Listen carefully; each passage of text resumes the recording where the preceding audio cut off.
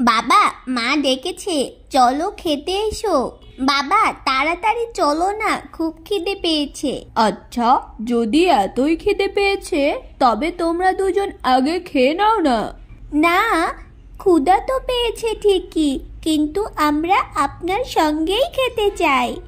আচ্ছা ঠিক আছে, মাত্র 2 মিনিট অপেক্ষা করো, এই বাগানের কাজটা শেষ করেই আমি আসছি। ঠিক আছে বাবা, তাড়াতাড়ি করো, না হলে খাবার ঠান্ডা হয়ে যাবে। এই গল্পটি কাভিয়া এবং কীর্তি নামের 2 বোনের গল্প। তার বাবা হরিয়া এবং মা গীতার সঙ্গে তারা এই গ্রামে থাকত। তাদের বাড়ির সামনে একটি বিশাল ক্ষেত ছিল এবং সেই ক্ষেতের পাশে ছিল একটি বড় পুকুর। সেদিন বাড়ি ফেরার পথে কাভিয়া বলল, বাবা, এই ক্ষেত তো আমাদের কাজে লাগে, কিন্তু এই পুকুর তো কোনো কাজে আসে না। আপনি এটা বিক্রি করে দেন না কেন? হ্যাঁ বাবা, এটা বিক্রি করলে অনেক ভালো জিনিস কিনতে পারবো আমরা।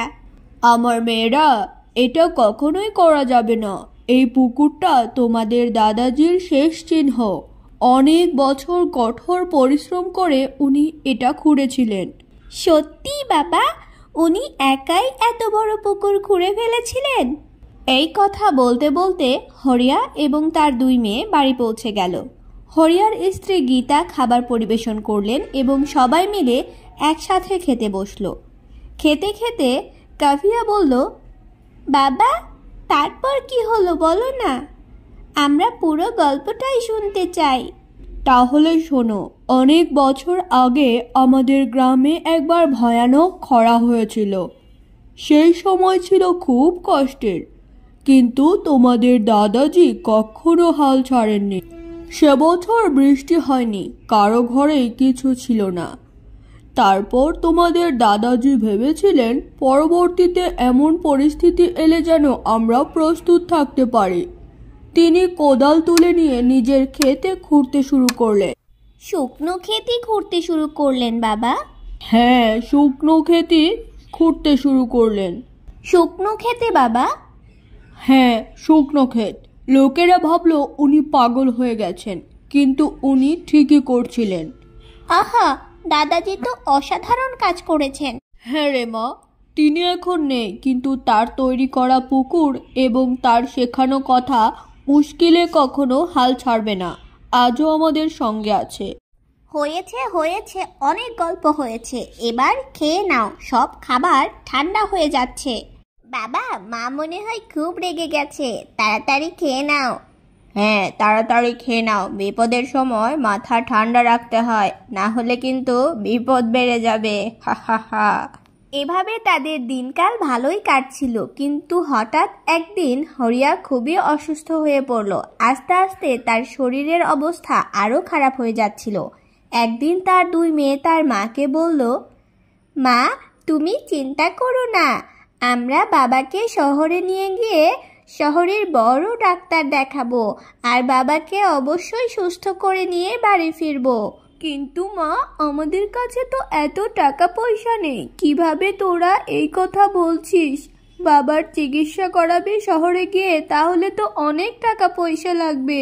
মা, তুমি চিন্তা করো না, আমরা মহাজনের কাছ থেকে টাকা ধার নেব, কিন্তু মহাজন খুব ধূর্ত লোক, সাবধানে যাস মা। কীর্তি গ্রামের মহাজনের কাছে গিয়ে সব খুলে বলল। হরিয়া খুব ভালো মানুষ, তাই আমি তোমাদেরকে ঋণ দেব, কিন্তু বদলে কি বন্ধক রাখবে সেটা বলো। আমাদের কাছে শুধু পুকুরটাই আছে ভানসিংজি। কি বলছো তোমরা?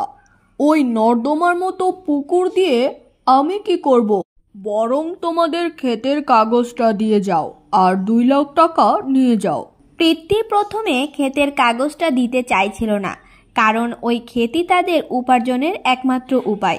কিন্তু তার বাবাকে সুস্থ করতে হলে সেটা দিতেই হবে। শেষ পর্যন্ত উপায় না পেয়ে কীর্তি সেই কাগজে জমা দিল আর মহাজনের কাছ থেকে 2 লাখ টাকা নিয়ে বাড়ি ফিরল। তুমি চিন্তা করো না মা, বাবা ঠিক হয়ে যাবে। তাই যেন হয়, তোদের বাবা যেন ঠিক হয়ে বাড়ি ফেরে। এবার তারা সবাই মিলে শহরের দিকে রওনা দিল।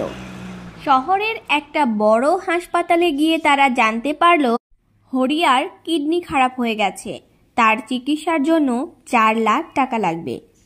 এবার গীতা এবং তার 2 মেয়ে প্রচণ্ড দুশ্চিন্তায় পড়ে গেল।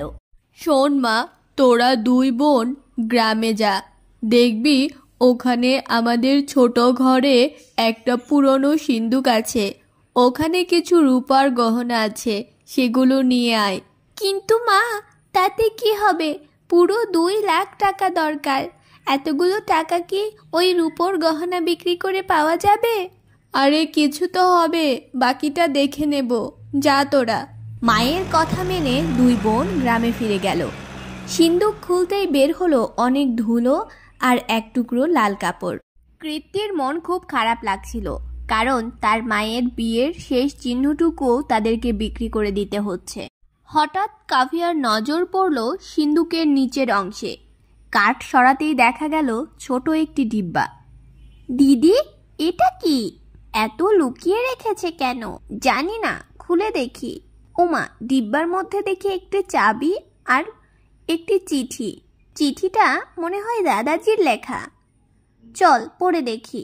হরিয়া, আমি জানি তুই আমাকে খুব ভালোবাসিস। আমার দিন শেষ আর এই অসুখী আমাকে নিয়ে যাবে।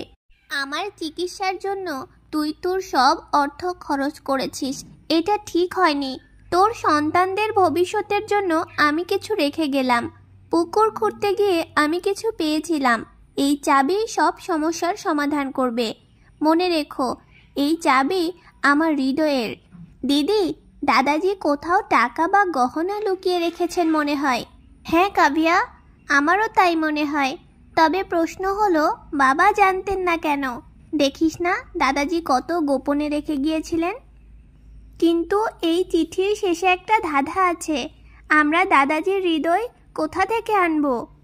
বোকা মেয়ে, ওটা প্রতীকী কথা। তিনি বলেছেন এই চাবি আমার হৃদয়ের, মানে যেটা তার সবচেয়ে প্রিয়।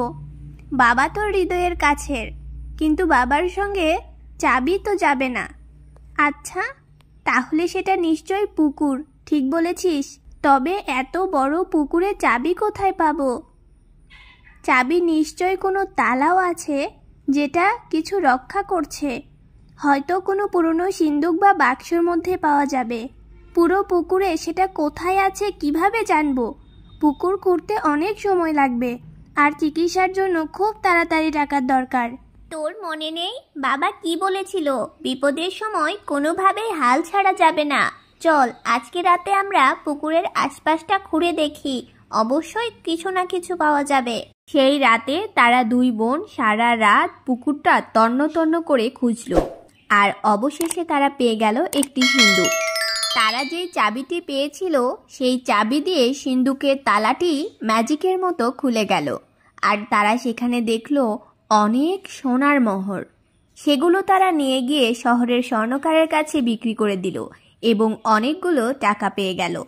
তারপর শহরে গিয়ে বাবার চিকিৎসা করিয়ে বাবাকে ভালো করে নিয়ে গ্রামে ফিরল। কিন্তু তাদের বাবা গ্রামে ফেরার পর তাদেরকে জিজ্ঞেস করলো তারা এতগুলো টাকা কোথায় পেল।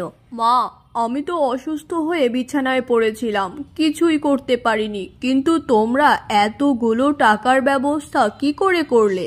তুমি চিন্তা করো না বাবা, তোমার এই টাকার ব্যবস্থা দাদাজি আগেই করে গেছিলেন। তারা 2 বোন মিলে সব কথা খুলে বলল তাদের বাবাকে, আর তারপর তারা সুখে শান্তিতে বসবাস করতে শুরু করলো।